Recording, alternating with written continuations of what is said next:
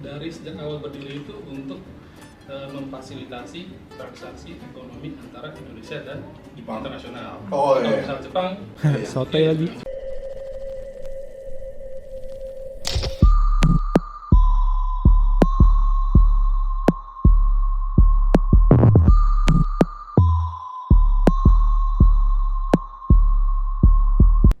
Halo bye, pagi, siang, sore, atau malam jam berapapun kalian nonton video ini, selamat datang di channel Mamang 2 biasa. Balik lagi dengan Mamang Rahman di sini ya bye.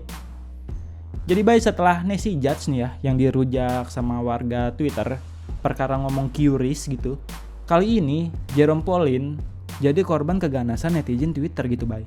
Bahkan sampai trending juga gitu di Twitter. Cuma nggak sempat gua SS sih. Sayang sekali. Si Jerome ini dirujak netizen cuma gara-gara nge-tweet kapibara doang anjir. Kalau kasus Nessie Judge oke lah ya, ada perdebatannya gitu masalah pengucapan kiris. Lah ini Jerome Pauline cuma ngunggah foto kapibara, terus dikasih caption, kapibara lucu banget. Cuman ngepost gini doang, dihujat. Gokil. Dan dari postingan tersebut muncul beberapa komentar dari netizen nih, baik. Contohnya ya ini. Sudah waktunya kita berhenti mas bro karena Jerome udah ikutan, saatnya cari hewan lain. Lah ini emang yang bikin tren tuh elu kan enggak ya? Ya nih hujan lagi bay. Sorry ya kalau misalnya agak berisik. Nah terus ini juga bay, ada seorang netizen Twitter yang tinggal juga di Jepang gitu ya, ngasih opini dia gitu. Well, teman-teman orang Indo yang juga tinggal di Jepang ini maksudnya ya, banyak yang anti Jerome, mostly karena dia dianggap KY. Apa ini, gue gak tau bahasa Jepang. Silakan googling artinya apa, terutama saat ngonten di public space. Terus juga sering terlalu menggeneralisasi ketika ngasih info soal Jepang, gitulah. Oh ini arti dari yang dibilang KY tadi tuh. Tidak bisa membaca suasana hati. Jadi kesannya apatis gitulah ya si Jerome ini. Tapi pas gue mampir ke akun Twitternya Mbak Sista ini ya, postingannya tuh udah nggak ada gitu bay. Kayaknya udah di delete sih. Entah mungkin dibaca orang tuanya terus ngasih info ke Mbak Sista gitu ya. Kamu jangan begitu jadi orang gitu. Atau emang pengen pansos aja kali ya. Lumayan lah trafficnya. Emang nih jejak digital tidak akan pernah hilang gitu. Dan ini juga ada orang yang mengunggah potongan video si Jerome Pauline pas si Jerome ini diundang ke BNI cabang Jepang gitu bay. Dan di potongan videonya ini menunjukkan kalau si Jerome itu kayak gak ada adab sih. Ya ini untuk lebih jelasnya kita setel aja videonya ya bay. Dan tadi kita cerita ada beberapa cabang luar negeri kita di luar negeri, salah satu di Jepang.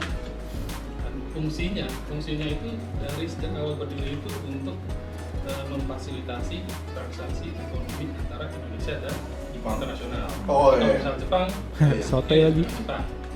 Itu satu. Jadi apa aja sih? Ya, satu investasi. Kita itu mensupport investasi Jepang yang masuk ke Indonesia.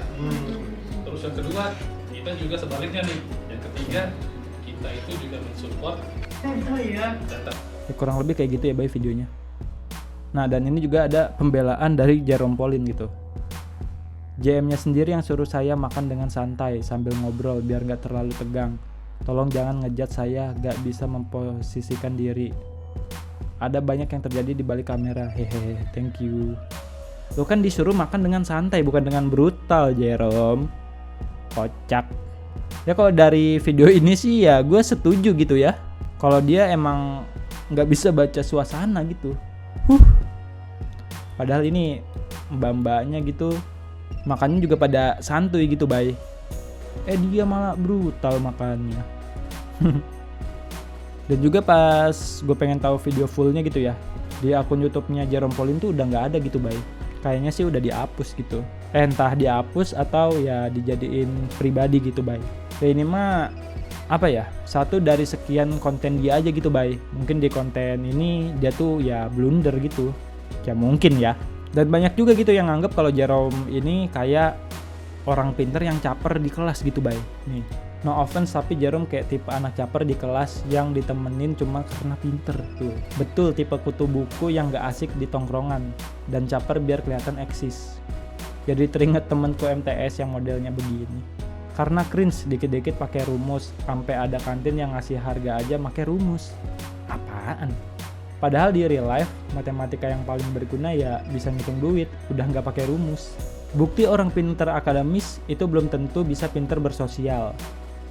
Biasalah bocah so pinter di kelas, nggak dapat tempat di tongkrongan. Nggak tahu juga, tapi bagi gue personal entah kenapa setiap dia bikin semua hal yang nggak penting dipakein rumus matematika yang ribet jatuhnya. Dia sebenarnya emang pengen pamer aja kalau dia pinter. Lagian udah kodratnya orang pinter matematika itu nggak asik. Berarti semua dosen dan mahasiswa matematika itu nggak asik kah? Aku ngerasa aku pinter math. Sampai kuliah kalau ada mathnya paling doyan. Dan aku se-extrovert itu, punya banyak temen gaul sana sini. Suka jadi badut buat temen-temen biar nyairin suasana. So nggak asik itu emang bawaannya, bukan karena otaknya. Bener sih, yang orang goblok so asik juga ada mah ada aja. Ya walaupun banyak yang head gitu ya, si Jerome ini tetap fokus pada tujuannya gitu bay.